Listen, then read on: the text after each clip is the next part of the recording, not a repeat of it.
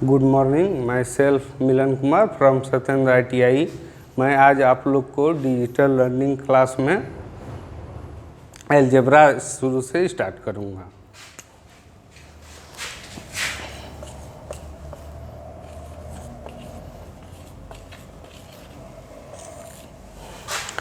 सबसे पहले अलजेब्रा में हम देखते क्या हैं कि हमारा जो लाइन डायग्राम होता है या रेखा चित्र, उसका हम मूल बिंदु पे फोकस करते हैं। ये जैसे हमारा लाइन हुआ या रेखा हुआ, इसका ये मूल बिंदु हुआ। मूल बिंदु से दाईं तरफ राइट, ये हमारा पॉजिटिव डायरेक्शन हुआ, मीन्स धनात्मक चिन्ह। और मूल बिंदु से अगर हम लेफ्ट की ओर बाईं तरफ आते हैं तो ये हमारा ऋणात्मक होता है, निगेटिव। तो सबसे पहले हम ऋणात्मक चिन्ह और धनात्मक चिन्ह का आपस में मल्टीप्लिकेशन, एडिशन, सब्ट्रैक्शन, डिवीजन, चारों चीज़ देखते हैं कि दोनों जब चिन्ह रहता है तो परस्पर एक दूसरे के साथ उसको हम कैसे यूज करते हैं।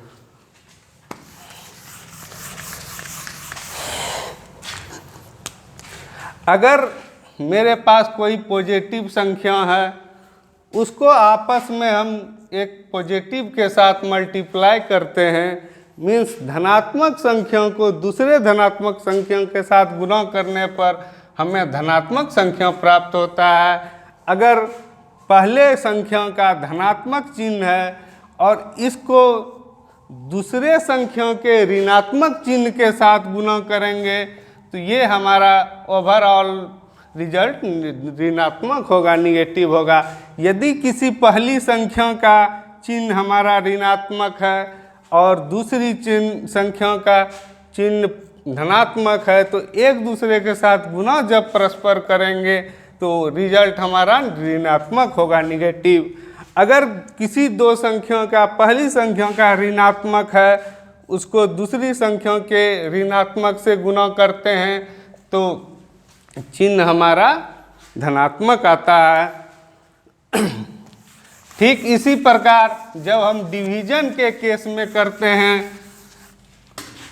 फर्स्ट ऑफ ऑल अगर ये चीज़ हम 2 अंक के साथ किए हैं पॉजिटिव, अगर हम 3 अंक के साथ करते हैं तो इसके साथ पहले हमको क्या करना होगा, पहला 2 अंक के साथ करना होगा, उसका जो रिजल्ट होगा उस रिजल्ट को तीसरे अंक के साथ करेंगे मल्टीपल। मतलब प्लस को प्लस से करते हैं गुना तो मेरा प्लस प्राप्त होता है, जैसा मैंने अभी थोड़ी देर पहले बताया। अब इस प्लस को तीसरे प्लस के साथ गुना करेंगे तो ओवरऑल मेरा रिजल्ट होगा प्लस।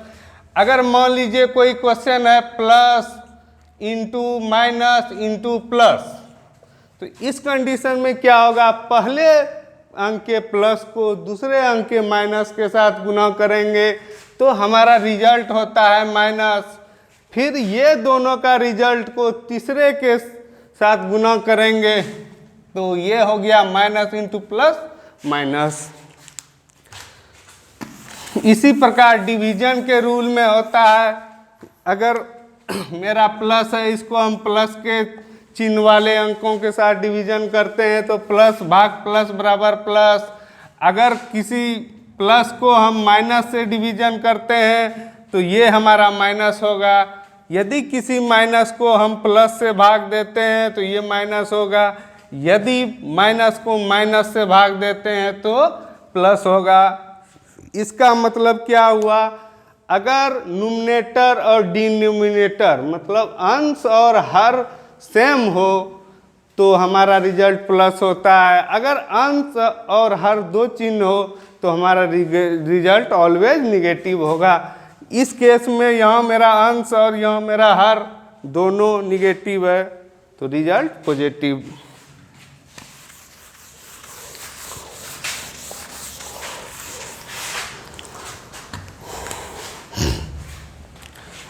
अब क्या है, मान लीजिए 2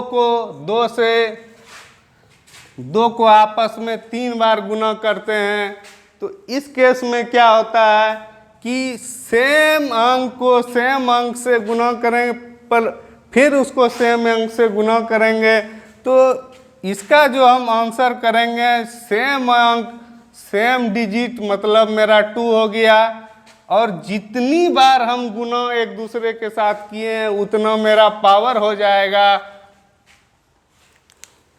ठीक इसके अपोजिट में लिख सकते हैं 3 पे स्क्वायर। इसको हम क्या कर रहे हैं कि 3 को हम 2 बार एक दूसरे के साथ गुना कर रहे हैं, 3 इंटू 3।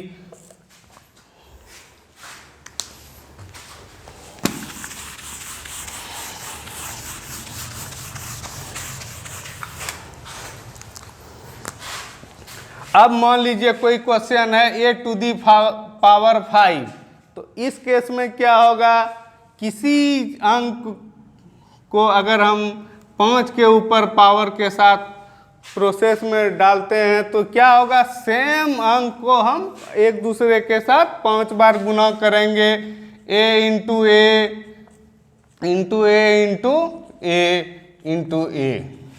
फिर अगर मान लीजिए क्वेश्चन है हमारा b पर पावर 4, तो इसको कैसे करेंगे, b को b से फिर b से और b से गुना करेंगे, मतलब 4 बार हमको करना है, b into B into B into B.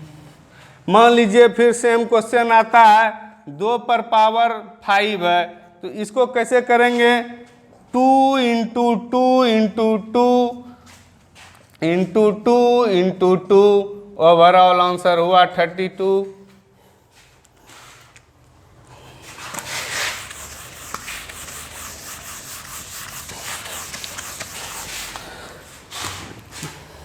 मान लीजिए 3 पर पावर 4 है, तो फिर इसको सेम प्रोसेस से कैसे करेंगे, 3 को एक दूसरे के साथ 4 बार प्रोसेस में लाएंगे, 3 इंटू 3 इंटू 3, 81। फिर इससे हल्का सा भास्ट प्रॉब्लम लेते हैं, जैसे 2 इंटू 3, इस पे होल पावर 3 है।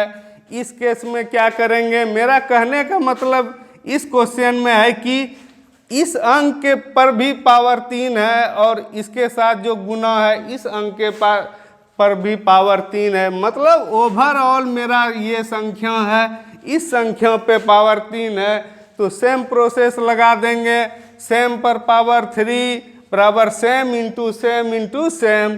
सेम मेरा है 2 इंटू 3, इसको एक दूसरे प्लस दूसरा अंक 2 इंटू 3 से दोबारा गुना करेंगे, अब पुनः इसको 2 इंटू 3 से गुना करेंगे, ओवरऑल 216।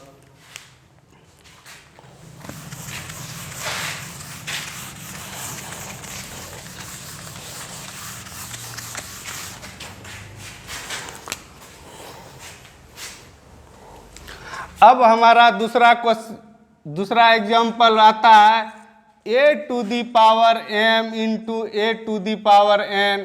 इस केस में हम क्या करेंगे, मतलब इसके पिछले वाले केस में था कि 2 अंकों को गुना कर दिए, दोनों के ऊपर सेम पावर है, लेकिन इस केस में क्या है, किसी अंक पर पावर अलग संख्या है, इसको गुना करते हैं किसी अंक के दूसरे पावर के साथ। तो इस केस में क्या होगा, in multiplication case base are equal power must be added, मतलब हो गया अगर दोनों का मेरा आधार सेम है और गुना के केस में तो हम पावर एक दूसरे को ऐड कर देते हैं। इसका ओवरऑल फार्मूला हो गया a to the power m plus n। अब इसको एक बार हम देख भी लेते हैं, जैसे a Q into A square है, तो इसको हम लिख सकते हैं a पर पावर 3 प्लस 2 बराबर a पर पावर 5। जैसे 2 पर पावर 3 है, इसको गुना करेंगे 2 पर पावर 2 से, तो हमारा फार्मूला कहता है कि base are equal power must be added. Base हमारा 2 है, पावर 3 प्लस 2 पर पावर 5 हो गया 32। अगर हम अलग से भी इसको करते हैं तो 2 पर पावर 3 8 हो गया, गुना 2 पर पावर 2 4 32। तो दोनों चीज सेम है।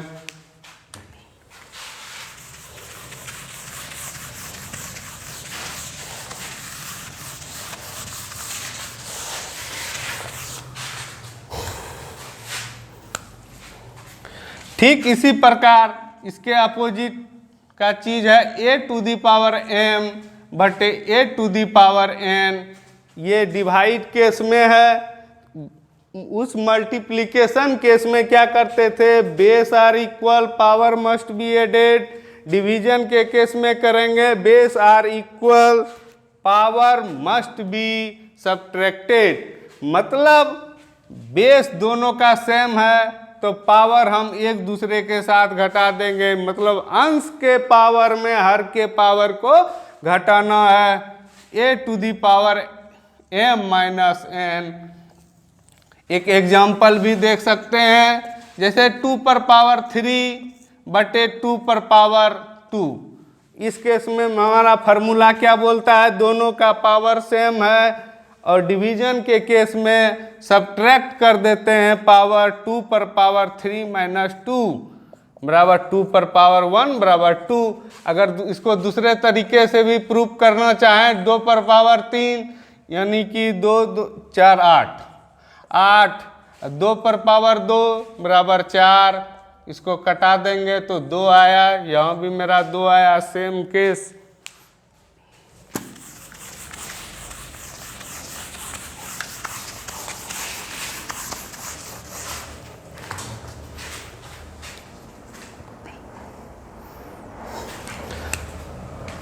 अब तीसरा चीज है a⁴m, इस पे होल पावर n। अगर किसी संख्या का हम पावर करते हैं, उस पूरे संख्या को अगर होल पावर करते हैं, तब क्या होगा, एक दूसरे के साथ पावर को हम मल्टीप्लाई कर सकते हैं। मतलब किसी संख्या को अगर पावर के, किसी संख्या को अगर हम कुछ पावर दिए, उस पे होल पावर कुछ दिए, तो पावर एक दूसरे के साथ मल्टीप्लाई हो जाता है। जैसे 2 पर पावर 3, इस पे पावर है 4।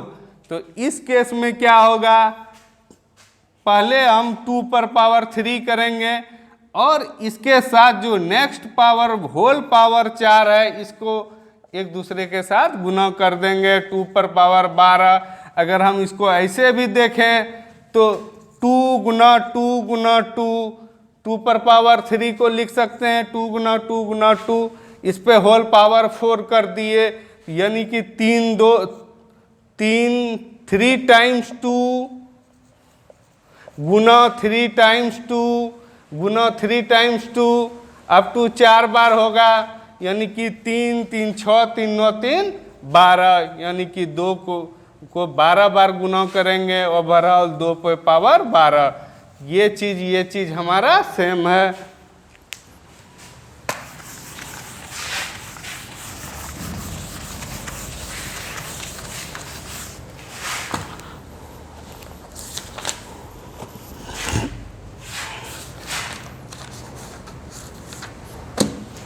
अब थोड़ा सा डिफरेंस केस है, a इंटू बी पर पावर n है। तो इस केस में क्या होगा, 2 मल्टीप्लाई को एक इंडिविजुअल सेम पावर पे करते हैं तो क्या होगा, दोनों को अलग अलग करके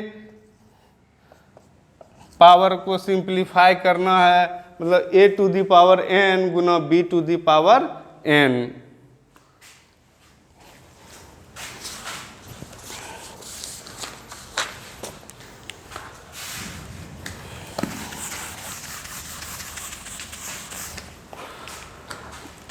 अब पांचवा केस है a⁻n है। ये बहुत इंपॉर्टेंट चीज है।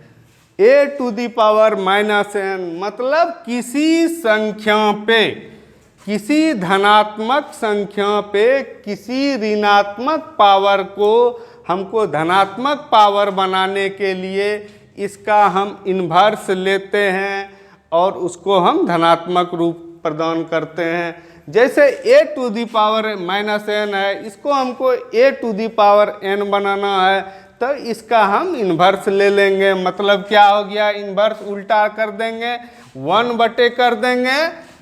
सेम चीज़ में ओनली इन्वर्स करने के बाद ये निगेटिव पावर मेरा खत्म हो जाएगा, a to the power n। अगर दूसरे केस में मान लेते हैं a to the power n है, तो इसको हमको निगेटिव बनाना है पावर, तो इसका हम अपोजिट कर देंगे a to the power minus n।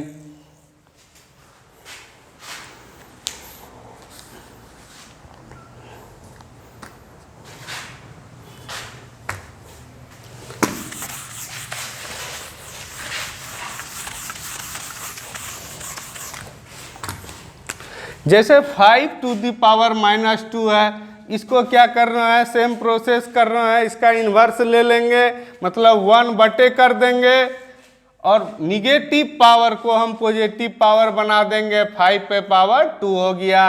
अगर मान लेते हैं 3 पर पावर 4 है, ये हमारा धनात्मक पावर है, किसी अंक पे धनात्मक पावर है, इस अंक पे ऋणात्मक पावर करने के लिए इसका इन्वर्स कर देते हैं, उल्टा कर देते हैं, 1/3 टू दी पावर माइनस 4।